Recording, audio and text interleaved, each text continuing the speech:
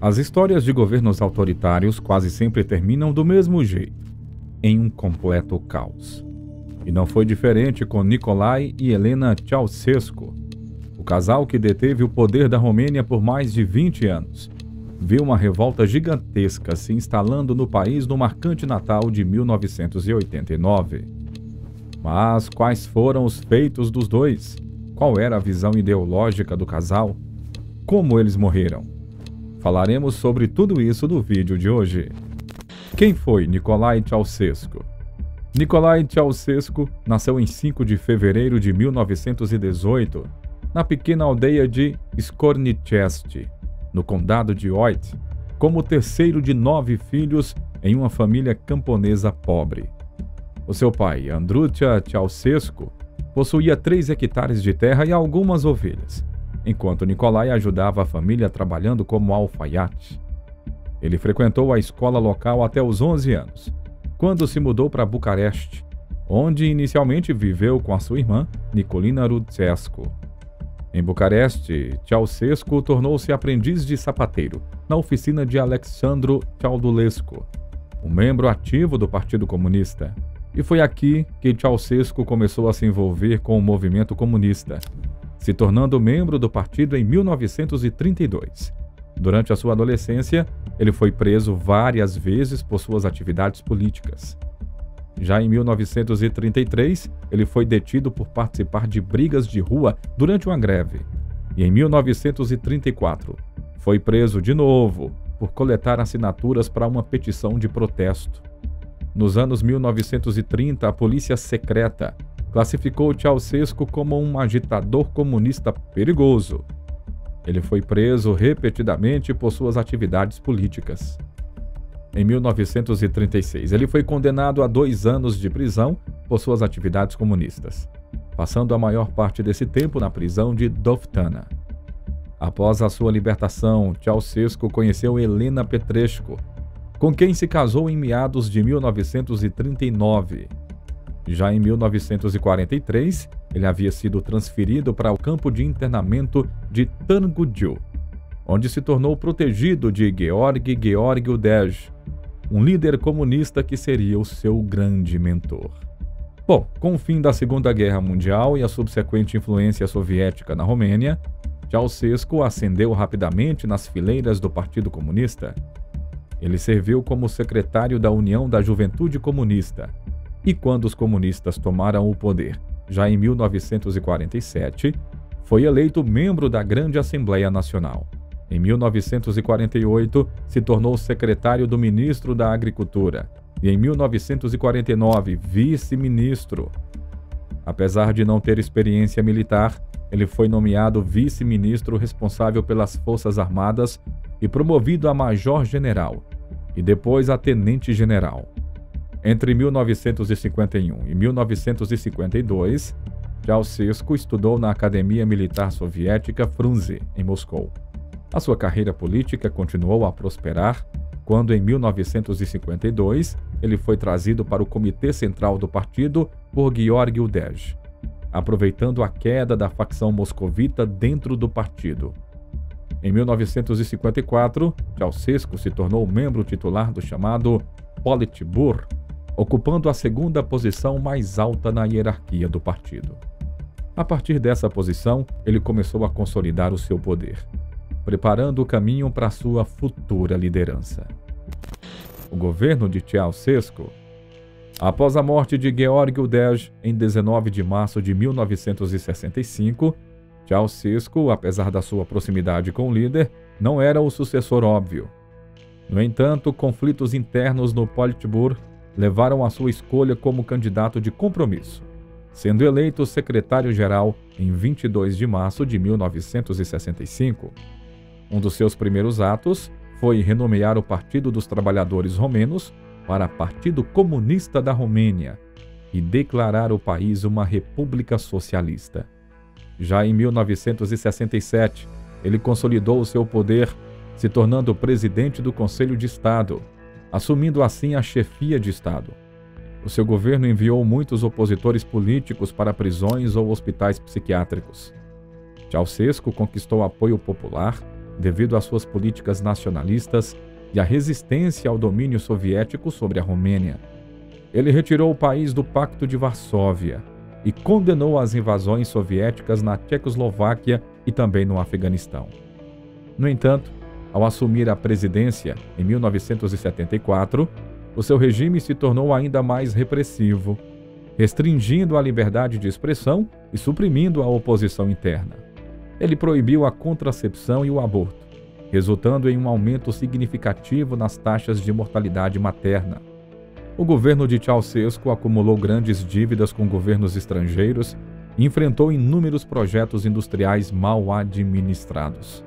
Em 1982, para aliviar essas dívidas, ele decidiu exportar massivamente a produção agrícola e industrial da Romênia, o que levou a uma grave pobreza e escassez de alimentos, combustíveis, medicamentos e outras necessidades básicas. O padrão de vida no país deteriorou-se drasticamente, enquanto Ceausescu colocou muitos membros da sua família, incluindo a sua esposa, em posições de poder no governo.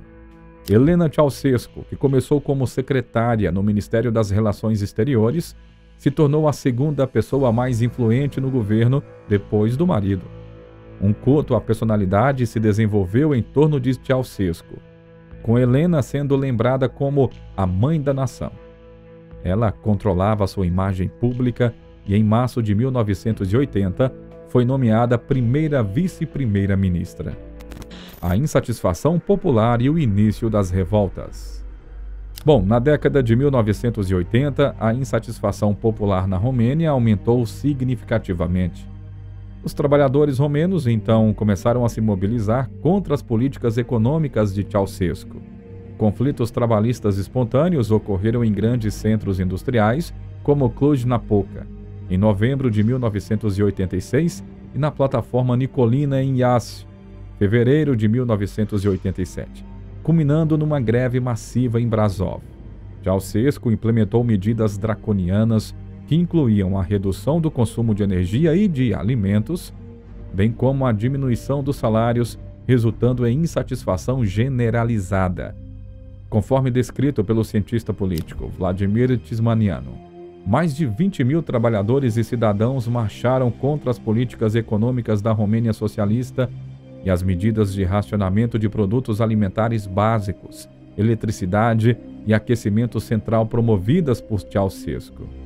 Os primeiros protestos começaram em 14 de novembro de 1987, na seção 440 Moldes, da empresa de caminhões Red Flag, com os manifestantes exigindo necessidades básicas como comida, aquecimento, salários e pão sem racionamento. Ao chegarem ao centro da cidade, milhares de trabalhadores de diversas fábricas, alunos, estudantes se juntaram à manifestação, que se tornou política com gritos de "abaixo Ceausescu", "abaixo o comunismo" e "abaixo a ditadura". À noite, a polícia secreta e as forças militares cercaram o centro da cidade e dispersaram os manifestantes à força. Cerca de 300 pessoas foram presas e, para esconder a natureza política da revolta, foram julgadas por perturbação da paz e indignação contra a moral.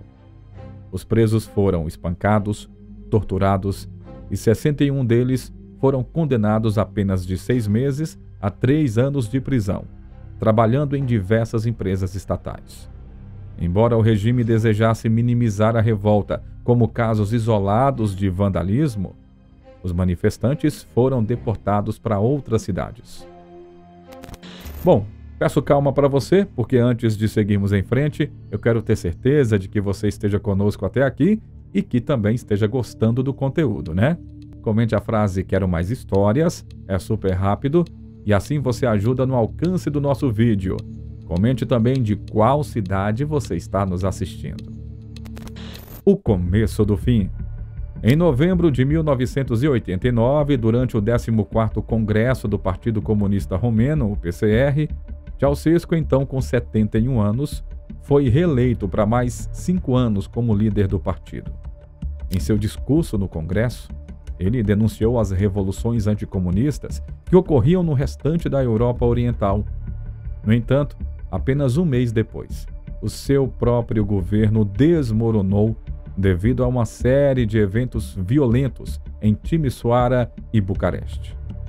A renúncia de Gustav Husak, presidente da Tchecoslováquia, em 10 de dezembro de 1989, marcou a queda do regime comunista naquele país, deixando a Romênia de Ceausescu como o último regime comunista de linha dura no Pacto de Varsóvia. Várias manifestações em Timișoara começaram devido à tentativa do governo de expulsar László Tőkés, um pastor húngaro acusado de incitar ódio étnico.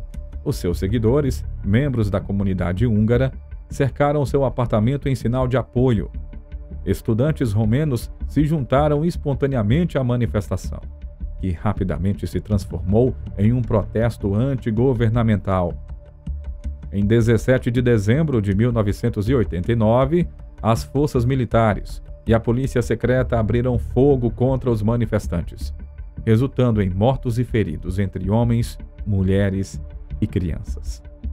No dia seguinte, Ceausescu partiu para uma visita oficial ao Irã, deixando a repressão da revolta em Timișoara a cargo da sua esposa e subordinados. Quando ele retornou para a Romênia, em 20 de dezembro, a situação estava mais grave do que antes.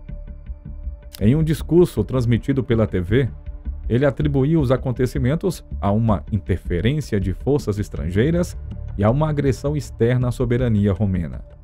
Com pouca informação dos acontecimentos em Timișoara, devido à censura dos meios de comunicação nacionais, os romenos tomaram conhecimento da revolta por meio de estações de rádio, como Voice of America e também a rádio Free Europe, patrocinadas pela CIA e também através de boatos. No dia 21 de dezembro, Ceausescu organizou uma reunião em massa em Bucareste, apresentada pela mídia oficial como um movimento espontâneo de apoio a Ceausescu, emulando uma reunião de 1968 em que ele havia condenado a invasão da Tchecoslováquia pelas forças do Pacto de Varsóvia. Discurso fracassado. A reunião em massa de 21 de dezembro, que ocorreu na atual Praça da Revolução, começou como quase todos os outros discursos anteriores de Ceausescu. Ele exaltou as conquistas da Revolução Socialista e da sociedade socialista multilateralmente desenvolvida da Romênia e culpou agitadores fascistas pelos distúrbios em Timișoara. No entanto, Ceausescu subestimou o humor da multidão. Após cerca de 8 minutos de discurso, várias pessoas começaram a zombar e vaiar, gritando Timișoara. Ele tentou acalmar a multidão, levantando a mão e prometendo reformas nos benefícios sociais, incluindo um aumento no salário mínimo em 200 léus, totalizando 2.200 léus mensais a partir de janeiro. As imagens da sua expressão surpresa e preocupação quando a multidão começou a vaiá-lo se tornaram icônicas do colapso do comunismo na Europa Oriental. Incapazes de controlar a multidão, Ceausescu e sua esposa se refugiaram no edifício do Comitê Central do Partido Comunista Romeno. Durante o resto do dia, uma revolta aberta se espalhou por Bucareste, com manifestantes se reunindo na praça universitária e enfrentando a polícia e o exército local.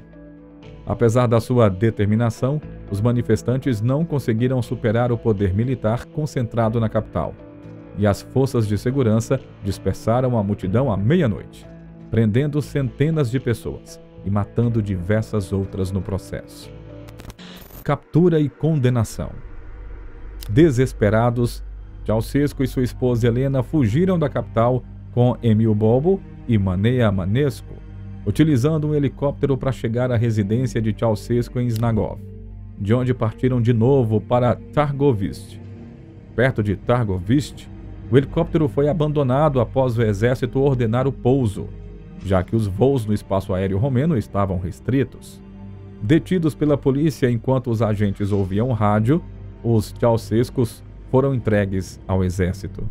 No dia de Natal, 25 de dezembro de 1989, os Ceausescus foram julgados por um tribunal montado às pressas sob ordem da Frente de Salvação Nacional, o governo provisório da Romênia. As acusações incluíam enriquecimento ilícito e genocídio, com mais de 60 mil mortes. Nicolai recusou reconhecer a autoridade do tribunal, afirmando que ainda era o presidente legal do país. No final do julgamento, foram considerados culpados e condenados à morte. Embora um soldado inicialmente tenha recebido ordens de executar os Ceausescus um a um, o casal insistiu em morrer junto, o que foi permitido a eles. Ambos tiveram as mãos amarradas nas costas, apesar de protestarem. Os Ceausescus foram executados por um pelotão de fuzilamento composto pelo capitão Ionel Boero, o sargento-mor Georgi Octavian e Dorin Mariant Islam, com muitos outros soldados se oferecendo como voluntários. Nicolai cantou The Internationale enquanto era conduzido à parede. O pelotão de fuzilamento disparou assim que o casal se posicionou contra a parede. Mais tarde, naquele dia, a execução foi transmitida na TV romena. O julgamento apressado e as imagens da execução foram bastante criticados. Mas Ion Iliescu, presidente provisório da Romênia, defendeu que o processo era vergonhoso, mas necessário para acabar com o estado de quase anarquia no país. Victor Stanculescu, ex-ministro da Defesa, afirmou que a alternativa seria ver os Ceausescus linchados nas ruas de Bucareste. Os Ceausescus foram as últimas pessoas executadas na Romênia antes da abolição da pena de morte, em 7 de janeiro de 1990. Eles foram enterrados em sepulturas simples no cemitério de Ghencea, em Bucareste, com túmulos frequentemente decorados com flores e também símbolos comunistas. Legado do casal e seus descendentes. Nicolae Ceausescu possuía uma reputação controversa entre os líderes internacionais da sua época. Enver Hoxha, ditador albanês, ironizou Ceausescu em suas memórias, afirmando que se o mundo dependesse dele para derrubar o imperialismo, esse duraria milhares de anos. Em contraste, o líder líbio Muammar Gaddafi expressou grande apoio, chamando Ceausescu de irmão para o resto da vida. O Shah do Irã, Mohammad Reza Pahlavi, também elogiou Ceausescu por seu patriotismo e desejo de independência. Ceausescu foi responsável pela construção do Palácio do Parlamento em Bucareste, um projeto monumental, iniciado em 1984 e só concluído em 1997, após a sua morte. Esse edifício, anteriormente conhecido como Casa do Povo, é um exemplo extremo do programa de sistematização urbana que havia sido imposto por Ceausescu, que visava transformar aldeias em pequenas cidades. A obra foi liderada pela arquiteta Anca Petrescu, que começou a trabalhar no projeto aos 28 anos. O Palácio do Parlamento, com 1.100 salas, é o maior edifício governamental civil do mundo em volume e o mais pesado, construído com materiais como aço, bronze, mármore, cristal e madeira. Desde o ano de 2004, o Senado romeno está sediado neste palácio. Ceausescu e sua esposa Helena tiveram 3 filhos: Valentin, um físico nuclear, Zoia, uma matemática, e Nico, também físico. Após a morte dos pais, Nico mandou construir uma igreja ortodoxa decorada com retratos deles. Na Romênia, é ilegal elogiar governos totalitários e denegrir suas vítimas, incluindo o regime de Ceausescu. E aí, me diga o que você achou do vídeo de hoje, hein? Já conhecia a história de Nicolai e Helena e a Revolução de Natal? Você tem alguma sugestão de tema para a gente abordar aqui nos próximos vídeos? Deixe nos comentários. E com isso chegamos ao final do vídeo de hoje. Não esqueça de mostrar o seu apoio clicando no botão de like e se inscrevendo logo abaixo. Isso nos ajuda a saber que estamos no caminho certo. Agora fique com o vídeo que está aparecendo na sua tela de recomendações. Grande abraço e até a próxima!